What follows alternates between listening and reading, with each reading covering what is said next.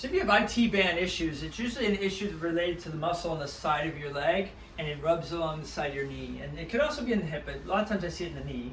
And in the knee, actually, on your right knee, you basically can have tightness in the quad muscle that binds all that up, but also the muscles on the side, which is shown here. Basically, you can kind of see this thick fibrous tissue that goes on the side of your leg that actually crosses down here below the knee and cause a lot of friction and compression. So we want to try to open that up and get some stretching in there. There's also some stretching, some strengthening we try to work on as well to make sure your hips aren't diving in. So getting your hips stronger are good ones to work on. But here's a couple stretches I show that work really well on it. So simple thing is to do this. We basically get the stretch on the side of the hip here. We're trying to roll over here like this, get this leg on the side, and then do a stretch like this. You're holding this for 30 seconds. You're doing this for 2 or 3 times, and do it on each side. But you can get a little lower on here. It's nice to have a table to really good for you.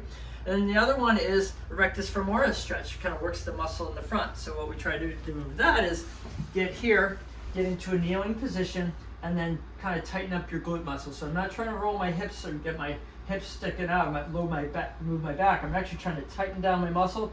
Actually, sometimes it's good to put your hands on the front knee and come forward, because then you can really feel this here, and that way you don't fly open. And then you tighten up that muscle, and you can feel that muscle tighten, and you feel it stretching through here.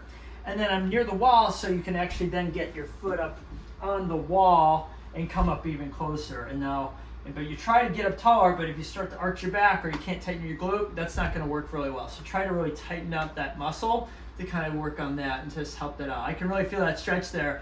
Some people can really get a good stretch.